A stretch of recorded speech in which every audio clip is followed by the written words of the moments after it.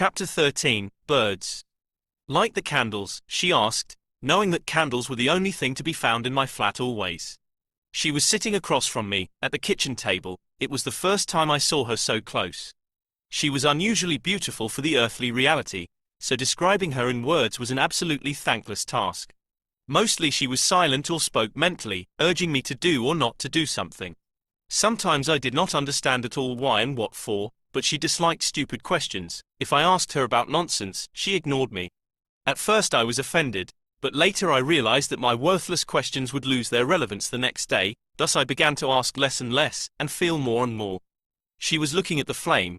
"What are you doing?" I asked cautiously, afraid to seem stupid. "I am communicating with God. Don't interfere, it's better for you to talk to him too. God knows everything even without my speeches," I said sadly. "That's why I communicate with him silently," she said. In the morning, I dreamed about someone persistently calling me on my mobile phone in the earthly reality. I knew I should wake up and turn on the phone urgently, but I did not feel like waking up. I wondered who it could be so early on Sunday morning, and I heard a voice. "Alice, hello. How are you?" I tried to imagine a phantom of the man who was not. Maybe it was him.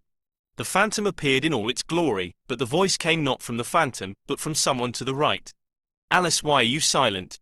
Tell me what's going on in your life. You did not leave, did you? You stayed here, right?"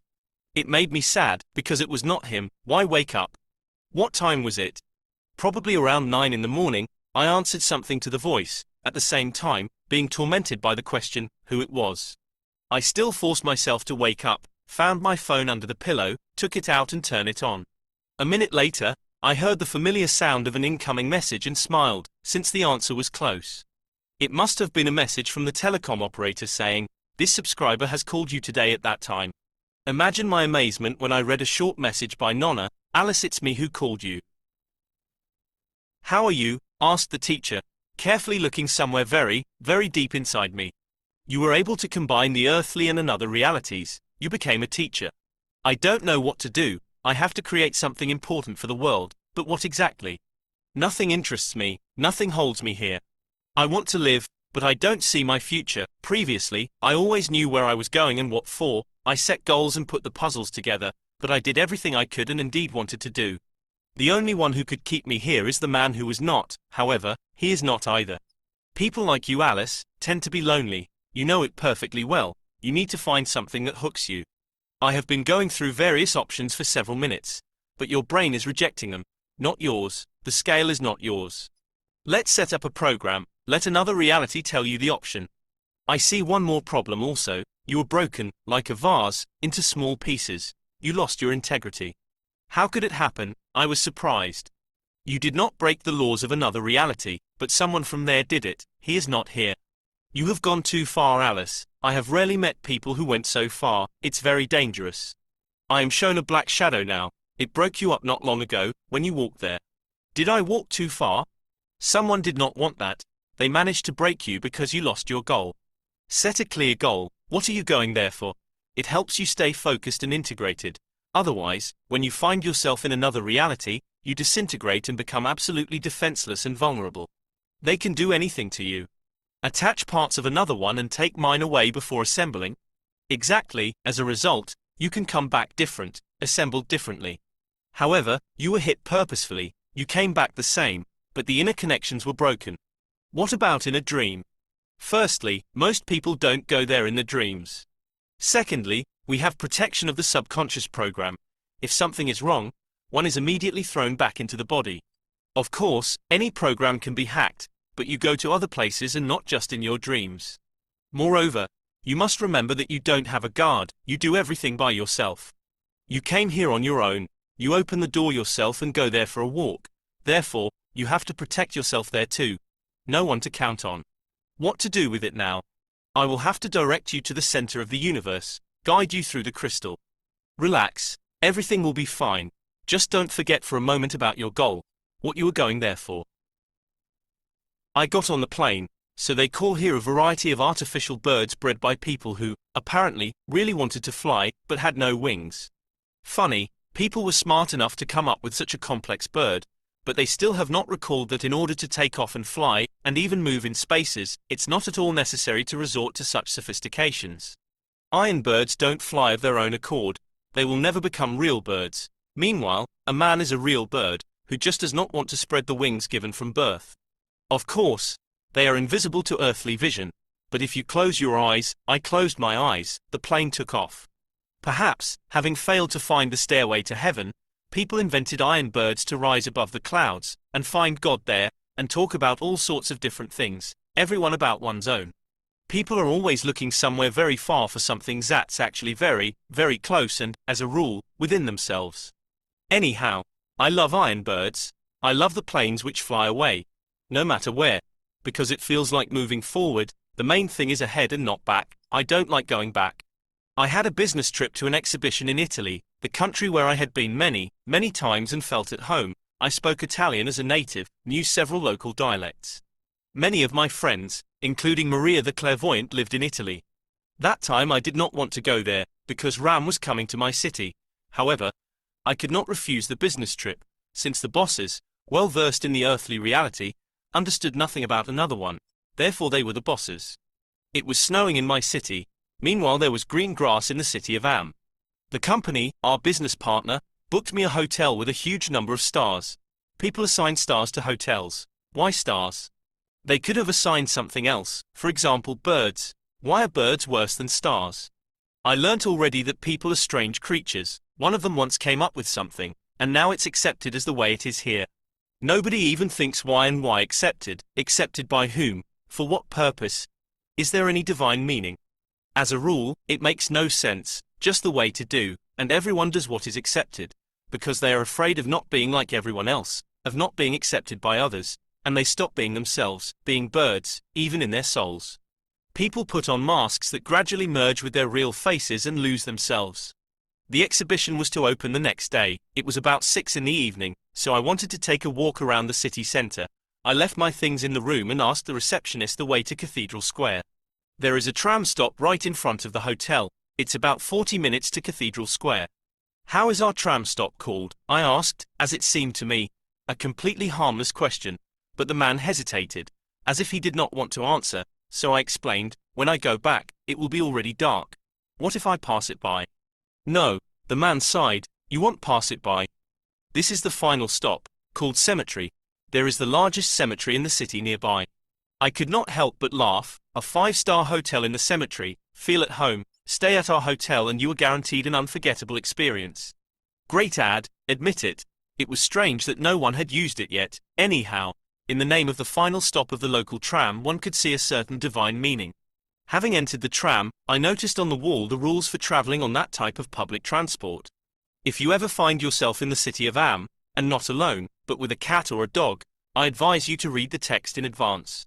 One of its paragraphs regulates the relationship between cats and dogs if they find themselves on the same tram at the same time and one of them expresses displeasure at the presence of the other, up to which of them should give up their seat, leaving the tram, and wait for the next one to continue the path. Cathedral Square in the city of Am, named after its main attraction, the city cathedral, is surrounded by galleries with expensive shops, cafes and restaurants. To feel a city, no matter which one, you need to wander around it alone, ride public transport, sit in a cafe where locals drink coffee, go to shops not intended for tourists.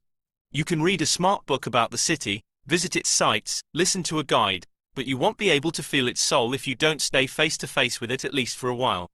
There was nowhere to rush. The whole evening belonged to me, and the whole city of Im that evening belonged to me. Believe me, even just one evening is not so little. I smiled, took a deep breath of the city air, spread my wings, but in order not to seem strange to those around me, I did not fly off, but walked with a leisurely light gait towards the majestic Gothic cathedral, which looked like a bird. For many years, it had been trying with all its might to break away from the earth, dreamed of soaring in the beautiful blue sky. I walked inside and felt like a little girl. There were almost no people there, the mass was over. It was dark, and every step I took exploded the silence peacefully dormant in the cathedral. I approached the altar and suddenly heard music, quiet, barely perceptible. It poured from somewhere above, from the eternal and inexhaustible primary source, and my soul smiled. When I was 12, my French Catholic grandmother took me to the Gothic cathedral. I had to choose between Catholicism and Orthodoxy. I chose the latter because I felt uncomfortable in the gloomy cathedral. However, I soon realized that any religion was one of the paths to God, who was the same for everyone, regardless of which path you took to him. If I had been born in a country with a different faith, I would have come to God through it. I always remember that people are guests on our earth, and their true home is heaven. God lives not only in heaven, God permeates everything and everyone on earth. There is no place where he is absent. Well, almost no. I left the cathedral. My wallet was content with business trip allowances, but I decided to allow myself a cup of coffee in a cafe on Cathedral Square. Coffee in Italy is one of the best, at least for my taste. Italian friends taught me to brew their coffee, but the original is always better than the copy. I sat down at a table and enjoyed the view of Cathedral Square, along which, besides people, many birds were walking. I have never thought why birds love squares near cathedrals. Maybe because traditionally the Holy Spirit is depicted in their image and something attracts birds to the cathedrals as strongly as me since childhood. I was looking at the buildings surrounding Cathedral Square, when suddenly on the roof of one of them I noticed a huge sign with 3 letters Ray. There were no signs on all other buildings. Ray liked to remind me of himself. We saw each other the last time at a major exhibition held a few months before in the industry which I had been sent to work by the higher forces. The exhibition took place simultaneously in 8 large pavilions. I knew that Ray had to be there, and even in which pavilion to the left of the main entrance, so I purposefully walked to the right. My day was scheduled with meetings and negotiations, but I arrived earlier, since I disliked to be late. Having walked 2/3 of the pavilion, I froze at a stand. People walked around me, but I continued to stand rooted to the spot, meditating over the earthly exhibition samples. There was nothing special about them, and I did not understand what I was doing there. After about 5 minutes, I wanted to turn around and continue the aimless journey into the distance, when the hypnotized state of my consciousness was destroyed by the phrase of a familiar, like twice two, grinning male voice that sounded very close. "Hello, Alice." "Ray, what are you doing here?" I exclaimed. "What do you think? Waiting for you." I looked at the name of the company located on the stand. Ray had nothing to do with it, or its products. He shook his head sympathetically, appreciating my gaze. "I watched you standing enchanted at what you had no need at all, just like me, and I thought, after all, you felt that you should go to the right and stop here, but you could not turn your head to find the reason. Just a little bit missed, Alice. As always, you walked the right path, unmistakably feeling which way to turn, but at the next intermediate point on the route you don't raise your head to see the main thing and understand what you are doing there. Would you really be able to turn around and leave if I had not called you out loud? Okay, let's go. I know you still have time for a walk." We wandered around the pavilion almost in silence, but not at all because we had no news to share. Having exchanged a couple of words and glances, we already knew everything. Ray knew all about me, as I did about him. Many people reproach me for communicating with people of darkness. However, on the one hand, the world is characterized by duality. On the other hand, each of us meets someone on the path for a reason, because there are no accidents either in this or in another reality. Any person with whom we intersect in life is our teacher and student. The higher forces push us together so that we give something and receive something.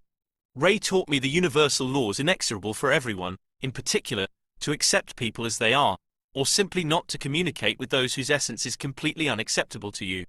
Each person is a universe. Reshaping someone else's universe in your own image and likeness, or even condemning it for not being the same as your own, is the same as telling God, the creator of the universes, how deeply he was mistaken in the process of creation, and that one of them has no right to exist. God the Creator knows the original plan of the creation of this particular universe, which does not suit you for some reason. Fighting with it, you are fighting with God and the higher forces, and such a struggle is obviously doomed to defeat and punishment. At the same time, Ray was a litmus test for my force of light. I could have walked the path of black magic with him, but I did not. Each of us continued to follow the own path, knowing full well where it would ultimately lead. Ray offered me a lunch in the canteen, carefully hidden from prying eyes on the second floor in the first pavilion. 10 minutes before the appointed time, I went up to the second floor and stood at the door to an intricate labyrinth of corridors with stairs, the only way to get to the canteen. There were almost no people there, but it was very noisy, so noisy that I wanted to turn off my hearing. I stood at the door holding my mobile phone and periodically glancing at it. The phone was silent. Ray was missing. 15 minutes passed. I really wanted to eat. Ray could have warned me that he was late. I decided to call him myself, and to my surprise, I found exactly 7 missed calls from Ray on my phone display. I dialed his number and heard laughter instead of hello. "Where are you?" I asked, already sensing some trick. "I am in the canteen. Where are you?" I was speechless, trying to figure out how that could be. Would you like some advice, Alice? Throw your phone to hell. Why do you need it? Tell me. Why do you need a phone, Alice? Well, what for? Come here. We agreed to have lunch together. We were sitting in the canteen. Ray grinned. I continued to look at him with my silent question. How did you do that? I was standing at that door. Yes, you were. There is only one door here. Exactly, Ray nodded, enjoying his cutlet by both cheeks. My phone was turned on. Indeed, it was. Ray was mocking. I was holding the phone in my hand. It did not ring. What's the difference, whether it rang or not, if you did not hear anything? Well, let's say I did not hear it exactly 7 times in a row, but I could not help but see you. What were you looking at? Ray asked with a smile. So I realized that I had looked at ordinary passers-by exclusively with my earthly vision, trying to catch Ray among them, at the same time turning off my ears so as not to hear the crazy hum and constant advertisements. I see you still have not let go of your past. Alice, drop it. It will never be the same as it was then, never, admit it. And throw away your phone. I assure you, you have had no need of it for a long time. It only bothers you. You are a bird. What do birds need a phone for? I finished my coffee. The city of Am is a real city of contrasts. A trendsetter for decades, it attracts to the streets with boutiques of famous brands, both oligarchs and those who pretend to be oligarchs. Meanwhile, on the neighboring streets, poor emigrants sell brands in bulk at such prices that all the goods in their store seem to cost less than a small rag handbag in the window around the corner. I used to come there with brother, to the exhibitions. In the evenings, we walked along the streets around the corner, tried on something and, if we liked it, bought it. However, some people are ready not to try on, not to choose, but immediately to buy even what is not needed, but the most expensive, so that, upon returning home, they can show in front of numerous witnesses the stunning acquisition, including the price tag. As for me, it's tantamount to demonstrating one's own stupidity. That evening the contents of my wallet clearly left much to be desired. Anyhow, was not it possible to wander around the corner, admire the windows of elite stores and even enter them, to look at something, try it on and tell myself that the thing was good, but there was another one, much better, somewhere looking forward to our meeting in the nearest future. However, I wanted to visit the street where brother and I had lived the last time, to feel again that absolute calm and freedom I had felt then. That was the happiest chapter in my book of life. I remembered our hotel, its name and metro station. I entered the train, sat down on an empty seat and closed my eyes. Brother sat opposite, shifting his gaze from me to those around and back with curiosity. Alice, you are the spitting image of a local resident. No one will say you are a foreigner. We flew to the city of Am on my birthday. Brother, like me, did not remember anyone's dates and was very embarrassed when it turned out once again that he was late. Just like a child afraid of getting lost in a dark forest, brother never let me go one step away from him in the city of Am under various pretexts. In the city where we lived, he was occupied with his own business, which I never asked him about, but he constantly called me with his crown question, "Where are you?" Over the years spent together, we learned to understand each other without words, and we had unspoken, not stated out loud, rules. For example, if I sent him a message that did not even require a response, brother would definitely call me back at the first opportunity. Or, if I was silent, it meant I did not agree with him, but I did not want to argue or lie, so brother tried to make me talk in any way. Then, in the city of Am, after another congratulation call on my phone, having guessed what kind of day it was, being embarrassed, brother apologized and immediately began to list numerous gift options. Do you want me to give you the coolest? I found it kindly funny. I did not really need anything cool. So I uttered a fateful phrase, as if feeling that it was our last trip with him to the city of M. As, indeed, to all other cities and countries, give me something as a memory of yourself that I can keep forever, when you're no longer around. Brother gave me his gift, which I still keep as a memory of that chapter of my book of life, but at that time, in the city of Am, we were full of life, cheerful and young. We were birds. That street was ours. I stopped for a moment, feeling my heart clench. We had walked it up and down. I took a deep breath and walked along the same street, but in a completely different chapter of my book of life. After walking a few meters, I suddenly realized that there was no our hotel there, at least, where it had been before. I took out the map. No changes, the hotel should be right there. I began asking passers-by about it, but as if by agreement, they knew nothing and had not heard anything.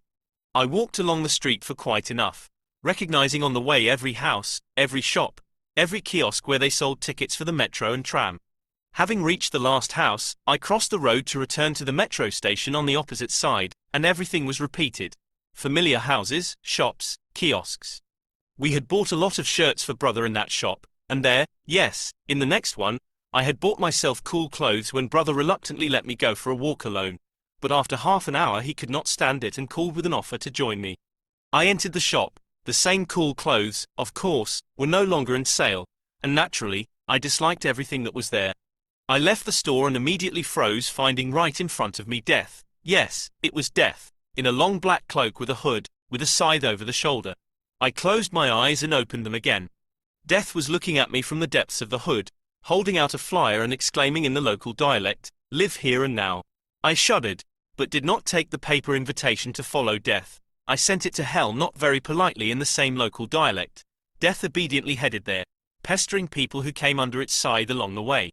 I returned to the metro.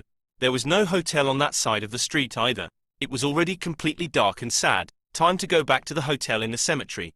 Suddenly I recalled the dialogue with Ray when he had walked unnoticed past me into the canteen. How did you do that? I was standing at that door. Let's say I did not hear, but I could not help but see. What were you looking at? Yes, I had been looking at my past. It was no more there, the past had passed. That was why our hotel was not and could not be in the present. There was that hotel on the same street, of course, but no more ours. Therefore, I did not find it, I could not see it, because I tried to return to where one must not. Cemetery, the final stop. I returned to the hotel. Having entered the bathroom, I found 4 taps. Besides the serpentine shower hose, I checked the taps. Hot water started pouring from 2 of them, cold water from the other 2. It's interesting, I thought, is it so only in my hotel, or in all hotels located in cemeteries? Maybe 2 taps are with alive water, and 2 ones with dead water. That night I had a not at all scary, but a very exciting dream about my own funeral in Venice. However, at the most interesting point the phone rang. It was ringing so persistently that turned out to be stronger than me. "Alice, are you still sleeping? In half an hour. We are waiting for you in the car. We will go to the exhibition together." As a result, I did not get how I would end up in Venice, what would happen to me, and who was the man in black to bury me, but someday I would definitely find it out, a matter of time.